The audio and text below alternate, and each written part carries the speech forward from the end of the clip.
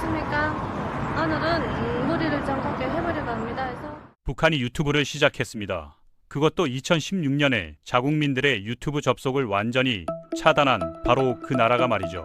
지금 이 순간에도 평양에서 촬영된 브이로그가 전 세계로 퍼지고 있는데, 놀이공원에서 노는 모습, 수영장에서 즐기는 일상, 해리포터 책을 읽는 장면까지 보여주면서 북한도 평범한 나라예요 라고 말합니다. 근데 여기엔 엄청난 모순이 숨어 있거든요.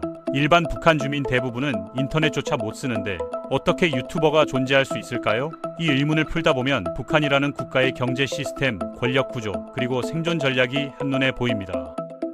지금부터 북한이 왜 갑자기 유튜브를 시작했는지, 그 뒤에 숨겨진 국가 전략을 파헤쳐 보겠습니다.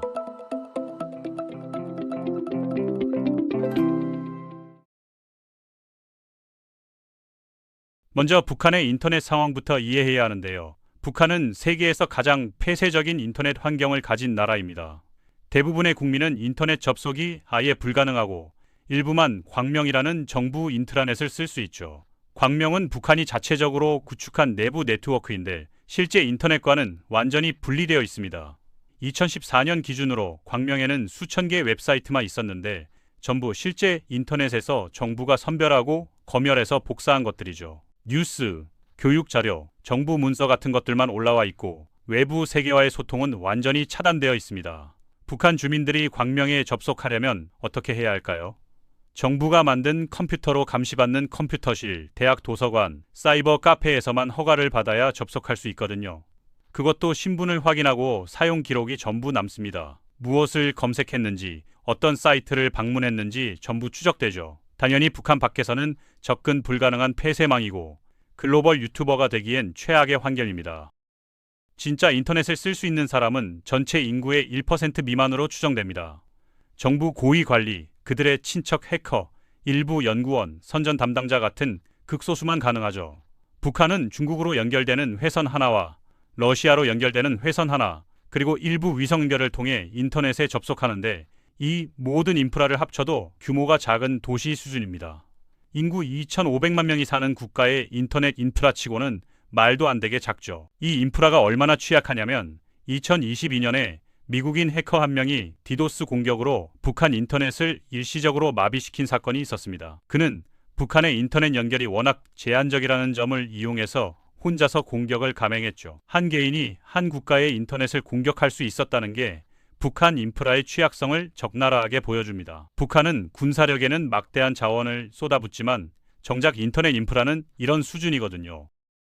그런데 이런 나라에서 유튜브 채널이 운영되고 있습니다. 현재 북한에는 여러 유튜브 채널이 있는데 가장 대표적인 게 11살 소녀 송아의 채널과 20대 여성 유미의 채널입니다. 송아는 1년 조금 넘게 활동해서 구독자 수만 명대에 조회수 100만 단위를 기록했고 유미도 비슷한 성과를 냈죠. 북한 같은 폐쇄 국가에서 나온 채널치고는 상당한 성장세입니다. 물론 조회수 중 상당수는 북한 유튜버라고 하는 호기심 때문이겠지만요. 이들의 영상 콘텐츠를 자세히 보면 철저하게 계산된 메시지가 담겨 있습니다. 북한도 평범한 나라라는 인상을 심어주려는 거죠.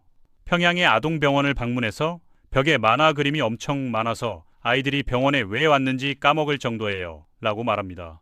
병원이 무섭고 차가운 곳이 아니라 친근하고 즐거운 공간이라는 걸 보여주려는 거죠.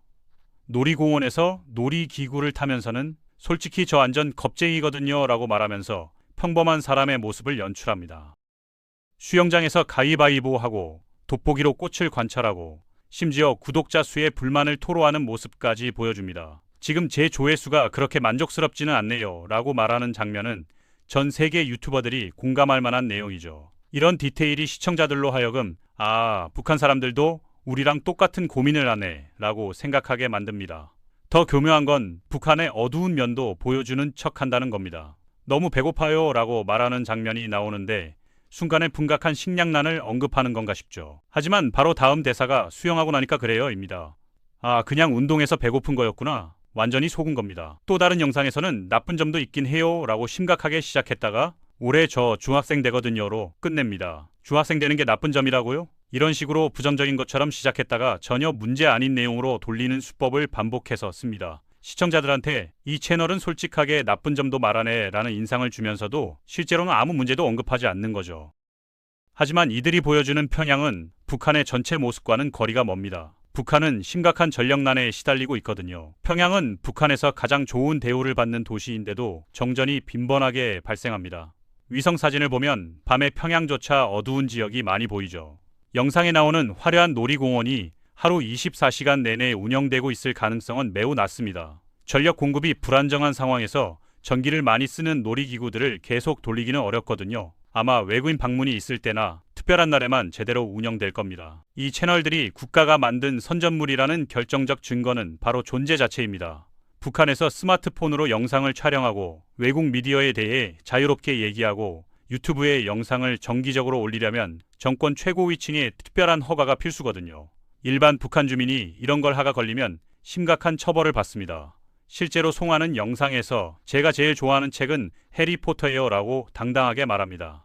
북한에서 외국 서적, 특 서구 대중문화 서적을 소지하는 건 금지되어 있거든요. 일반 주민이 해리포터를 읽다가 적발되면 처벌받을 수 있는데 송하는 카메라 앞에서 떳떳하게 말하죠.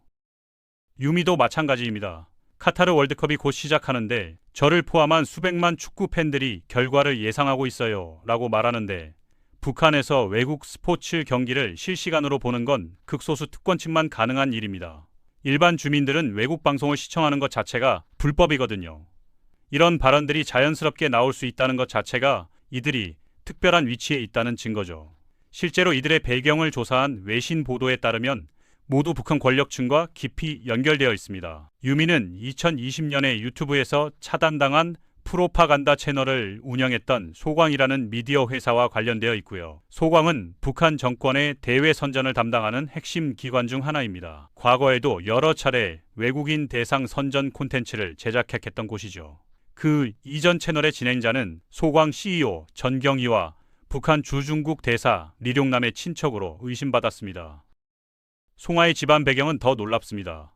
아버지는 런던 주재 북한 대사관에서 근무했고 할아버지는 외무성 부상 박명국이며 증조 할아버지는 북한군 고위 지휘관이었던 리을설입니다. 리을설은 한국전쟁 당시 북한군 지휘관으로 활동했고 사망 후 국장으로 장례를 치렀습니다. 북한에서 국장은 국가유공자나 고위 인사들에게는 예우인데 이는 리을설이 북한 체제에서 얼마나 중요한 인물이었는지를 보여주죠. 이 정도 집안 배경이면 북한 사회에서 상당한 특권을 누릴 수 있습니다. 외국 서적에 접근할 수 있고 외국 방송을 볼 수 있고 심지어 해외에서 생활할 기회도 얻을 수 있죠. 그럼 북한은 왜 갑자기 이런 유튜브 채널을 만들기 시작한 걸까요? 이걸 이해하려면 북한의 경제 상황과 대외 전략의 변화를 봐야 합니다. 오랫동안 북한의 대외 선전은 아주 전형적인 스타일이었거든요. 김일성 광장에 수만 명의 군인들이 완벽한 대형으로 줄지어 서고 최신 미사일을 과시하고 김정은이 연단에서 연설하는 그런 영상들이었죠. 우렁찬 군악대 음악과 함께 군대가 행진하고 위대한 수령님, 불패의 조선 같은 구호를 외치는 그런 스타일 말입니다. 이런 선전물은 북한의 군사력과 체제의 강함을 보여주는 데는 효과적이었지만 일반 외국인들에게 북한을 매력적인 관광지로 보이게 만들지는 못했죠. 왜 갑자기 귀여운 소녀가 이상하게 들릴 수도 있지만 우리나라 어머니 날은 11월 16일이에요 라고 말하는 일상 브이로그로 전략을 바꾼 걸까요? 핵심 이유는 외화입니다. 북한 경제를 이해하려면 국제 제재의 역사를 봐야 하는데요. 2000년대 초반까지만 해도 북한은 석탄, 철광석, 섬유 제품 같은 것들을 수출해서 외화를 벌었습니다. 특히 중국으로의 수출이 북한 경제의 생명줄이었죠. 하지만 북한이 핵무기 개발을 계속하면서 국제사회의 제재가 점점 강화됐습니다. 2016년과 2017년 유엔 안보리는 북한에 대한 강력한 경제 제재 결의안들을 통과시켰습니다. 석탄 수출 금지, 철광석 수출 금지, 섬유 제품 수출 금지 등 북한의 주요 외화 수입원들이 차례로 막혔죠. 북한 원화는 국제 거래에서 사용할 수 없기 때문에 달러나 유로 같은 외화 확보는 북한 정권에게 생존의 문제입니다. 외화가 없으면 식량도 수입할 수 없고 석유도 살 수 없고 정권을 유지하는 데 필요한 각종 물자들도 구할 수 없거든요. 그래서 북한은 새로운 외화 수입원을 찾아야 했고 그게 바로 관광산업입니다. 관광은 유엔 제재 대상이 아니거든요. 외국인들이 북한에 와서 호텔비, 식사비, 관광상품비를 달러로 지불하면 그게 바로 북한 정권의 외화 수입이 되는 겁니다. 2018년 기준으로 약 12만 5천 명의 외국인 관광객이 북한을 방문했는데 이는 대략 샌디에이고 코미콘 참가자 수와 비슷한 규모입니다. 숫자만 보면 그렇게 많지 않아 보이지만 북한 같은 폐쇄 국가로서는 상당한 규모죠. 관광객들은 북한 체류 기간 동안 상당한 돈을 씁니다. 가이드 투어 비용, 특급 호텔 숙박비, 식사비, 기념품 구매 등을 합치면 적지 않은 금액이 나오거든요. 북한 관광은 일반적인 배낭여행처럼 저렴하게 다닐 수 있는 게 아니라 정해진 패키지 투어를 이용해야 하고 비용도 비싼 편입니다. 그래서 관광객 수가 많지 않아도 1인당 지출액이 높아서 총 외화 수입은 상당할 수 있죠. 북한 입장에서는 제재를 받지 않으면서도 합법적으로 외화를 벌 수 있는 거의 유일한 수단이 관광 산업이었습니다. 하지만 2020년 1월부터 상황이 급변합니다. 코로나19 팬데믹이 전 세계를 강타하면서 북한은 국경을 완전히 봉쇄했거든요. 북한은 방역 시스템이 취약하기 때문에 코로나가 들어오면 대응하기 어렵다고 판단했죠. 그래서 중국과의 국경까지 완전히 닫아버렸습니다. 당연히 관광객 유입도 완전히 중단됐고요. 2020년부터 2023년까지 거의 3년 넘게 북한은 외국인을 거의 받지 않았습니다. 관광 산업이 완전히 멈춘 거죠. 이 기간 동안 북한 경제는 더 어려워졌습니다. 원래도 제재로 힘들었는데 관광 수입마저 끊기고 중국과의 무역도 급감했거든요. 식량 상황도 악화됐고 전반적인 경제 상황이 매우 나빠졌죠. 이런 상황에서 북한 정권은 새로운 전략을 고민하기 시작했습니다. 코로나가 끝나고 국경을 다시 열었을 때 관광객들을 최대한 많이 끌어들여야 하는데 어떻게 해야 할까? 북한의 이미지가 너무 부정적이라는 게 문제였습니다. 그래서 나온 전략이 바로 소셜미디어를 통한 이미지 개선 작업입니다. 전통적인 북한 선전물은 외국인들에게 별로 효과가 없었거든요. 오히려 북한은 무섭고 이상한 나라라는 인상만 강화시켰죠. 그래서 완전히 다른 접근법을 시도한 겁니다. 군사 퍼레이드 대신 일상 브이로그를, 김정은 연설 대신 어린 소녀의 평범한 하루를 보여주는 거죠. 북한도 우리랑 똑같은 평범한 사람들이 사는 곳이에요 라는 메시지를 전달하는 겁니다. 유튜브를 선택한 것도 전략적입니다. 유튜브는 전 세계에서 가장 큰 동영상 플랫폼이고 특히 젊은 세대들이 많이 사용하거든요. 북한은 미래의 잠재 관광객인 젊은 세대들에게 다가가려는 거죠. 이들은 북한에 대한 고정관념이 상대적으로 덜하고 새로운 경험을 추구하는 경향이 있습니다. 유튜브를 통해 북한 여행 괜찮아 보이는데 라는 생각을 심어주려는 겁니다. 북한은 유튜브뿐 아니라 중국 소셜미디어 플랫폼인 웨이보와 빌리빌리에도 비슷한 채널들을 운영하고 있습니다. 중국 시장을 특별히 공략하는 건데 이유가 있죠. 중국은 북한과 지리적으로 가장 가깝고 중국인들은 비자 문제도 상대적으로 덜 복잡합니다. 실제로 2018년 이전 북한을 방문한 외국인 관광객 중 중국인이 압도적 다수를 차지했거든요. 북한 입장에서 중국은 가장 중요한 관광 시장인 겁니다. 중국인 관광객들에게 북한은 나름 매력적인 여행지가 될 수 있습니다. 가까운 거리에 있으면서도 완전히 다른 세계를 경험할 수 있거든요. 1950년대나 1960년대 중국의 모습과 비슷하다는 평가도 있고 시간 여행을 하는 것 같다는 반응도 있죠. 북한은 이런 독특함을 어필하면서도 동시에 위험하지 않고 평범한 곳이라는 이미지도 심어주려고 합니다. 그래서 소셜미디어에서 평화로운 일상을 강조하는 거죠. 이런 전략이 실제로 효과가 있을까요? 어느 정도는 영향을 미치고 있는 것으로 보입니다. 소셜미디어 댓글들을 보면 생각보다 평범해 보이네요. 한번 가보고 싶어요 같은 반응들이 있거든요. 물론 비판적인 댓글도 많지만 북한 정권이 노리는 건 소수라도 인식을 바꾸는 겁니다.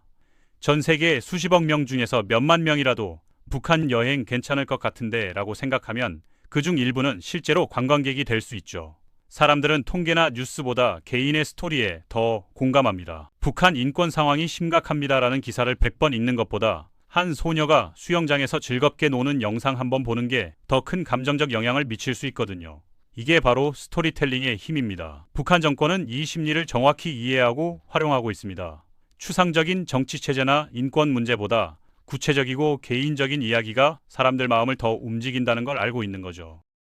그래서 이런 콘텐츠를 볼 때는 비판적 시각이 필요합니다.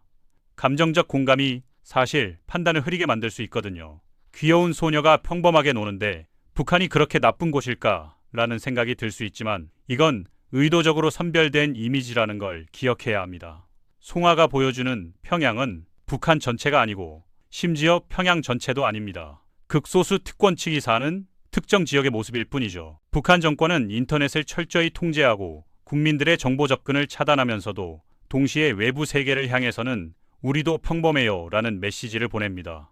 이 모순이야말로 북한 체제를 이해하는 핵심입니다. 한쪽에서는 자국민들이 외국 영화 한 편 보는 것도 처벌하면서 다른 쪽에서는 전 세계를 상대로 유튜브 마케팅을 하는 이 이중성 말이죠. 북한 주민 대부분은 자기 나라의 유튜브 채널이 존재하는지조차 모를 겁니다. 그 채널은 그들이 절대 접속할 수 없는 유튜브에 있고 그들이 절대 볼 수 없는 외국인들을 대상으로 만들어진 거니까요. 앞으로 북한이 국경을 완전히 다시 열면 이런 소셜미디어의 영향을 받은 관광객들이 실제로 북한을 방문할 가능성이 있습니다. 2023년 말부터 북한은 조금씩 국경을 열기 시작했고 2024년에는 관광도 재개될 것으로 예상되거든요. 하지만 북한 관광은 철저히 통제됩니다. 관광객들은 정해진 코스만 다닐 수 있고 북한 정부가 지정한 가이드가 항상 동행합니다. 현지인들과 자유롭게 대화하는 것도 제한되고 사진 촬영도 허가된 장소에서만 가능하죠. 관광객들이 보게 되는 건 북한이 보여주고 싶어하는 모습일 뿐입니다. 깨끗하게 정리된 평양 시내, 손님을 맞이하기 위해 준비된 문화공연, 잘 차려진 식사들이죠. 하지만 평양을 벗어난 지방 도시들, 농촌 지역들, 일반 주민들의 진짜 생활은 볼 수 없습니다. 북한 관광은 철저하게 연출된 무대를 보는 것과 비슷합니다. 무대 위는 화려하지만 무대 뒤의 현실은 전혀 다를 수 있죠. 북한의 소프트 파워 전략은 앞으로도 계속 진화할 겁니다. 유튜브를 넘어서 다른 플랫폼으로도 확장할 가능성이 높죠. 틱톡 같은 짧은 영상 플랫폼이나 인스타그램 같은 사진 중심 플랫폼도 활용할 수 있습니다. 더 많은 언어로 콘텐츠를 만들 수도 있고요. 영어, 중국어는 물론이고 일본어, 스페인어, 프랑스어 등으로도 제작해서 전 세계 잠재 관광객들에게 다가갈 수 있거든요. 콘텐츠의 형식도 다양해질 겁니다. 지금은 주로 일상 브이로그 형식이지만 앞으로는 음식 소개, 역사 문화 콘텐츠, 심지어 K-팝 스타일의 음악 영상까지 만들 수도 있죠. 북한도 한류의 영향을 의식하고 있거든요. 한국의 소프트 파워가 전 세계적으로 성공하는 걸 보면서 북한도 비슷한 전략을 시도할 수 있습니다. 물론 북한식으로 변형해서 말이죠. 그 모든 콘텐츠의 궁극적 목적은 하나입니다. 북한에 대한 부정적 인식을 완화하고 관광 산업을 활성화해서 외화를 벌어들이는 것이죠. 북한 정권에게 관광은 단순한 산업이 아니라 생존의 문제입니다. 다른 외화 수입원들이 제재로 막힌 상황에서 관광은 합법적으로 달러를 벌 수 있는 거의 유일한 수단이거든요. 그래서 이미지 개선에 이렇게 공을 들이는 겁니다. 이 유튜브 채널들은 북한 현실의 아주 작은 일부만을 보여주는 창입니다. 귀엽고 친근해 보이지만 그 뒤에는 국가의 철 계산된 전략이 있거든요. 영상 속 평양의 밝은 모습 뒤에는 우리가 보지 못하는 다른 현실들도 존재합니다. 유엔을 비롯한 국제기구들의 보고서들은 북한의 식량 안보 문제, 인권 상황, 정치범 수용소 등을 지속적으로 지적해왔죠. 한쪽에서 놀이공원에서 즐기는 영상을 촬영할 때 다른 지역에서는 전혀 다른 삶들이 펼쳐지고 있을 수 있습니다. 결국 이건 경제적 어려움에 직면한 북한 정권이 선택한 생존 전략입니다. 전통적인 외화 수입원들이 국제 제재로 막히니까 관광 산업의 중요성이 커진 거고 관광 산업을 키우려면 이미지 개선이 필수였던 거죠. 그래서 소셜미디어라는 현대적 도구를 활용하는 겁니다. 하지만 아무리 영상을 만들고 아무리 예쁘게 포장해도 북한의 근본적인 시스템은 변하지 않습니다. 우리가 이런 콘텐츠를 볼 때 항상 기억해야 할 것들이 있습니다. 누가 만들었는지, 왜 만들었는지, 무엇을 보여주고 무엇을 보여주지 않는지 말이죠. 송하가 해리포터를 읽을 수 있는 이유는 증조 할아버지가 군 고위 지휘관이었기 때문이고 유미가 월드컵을 볼 수 있는 이유는 정권과 연결된 미디어 기관 관계자이기 때문입니다. 북한 주민 대다수는 이런 특권을 누릴 수 없습니다. 영상 속 평양의 화려한 모습은 소수만 누리는 세계이고 대다수는 완전히 다른 환경에서 살아가고 있죠. 북한의 유튜브 전략은 21세기 선전의 새로운 형태입니다. 과거처럼 노골적으로 체제를 찬양하는 대신 평범한 일상을 보여주면서 자연스럽게 인식을 바꾸려고 합니다. 형태는 세련되게 바뀌었지만 본질은 같습니다. 진실의 일부만 선별적으로 보여주고 불편한 진실은 감추고 궁극적으로는 정권의 이익을 위해 사람들을 설득하려는 거죠. 소셜미디어 시대에 정보는 더 빠르게, 더 광범위하게, 더 감정적으로 전달됩니다. 북한은 이 특성을 잘 이해하고 활용하고 있습니다. 우리도 이런 콘텐츠를 소비할 때 더 비판적이고 신중해야 합니다. 감정적 공감도 중요하지만 그게 맥락과 사실을 가리기 위해서는 안 되죠. 귀여운 영상이네로 끝나는 게 아니라 왜 이런 영상을 만들었을까? 보여주지 않는 건 뭘까를 생각해 봐야 합니다. 그게 바로 정보화 시대를 살아가는 우리의 책임입니다.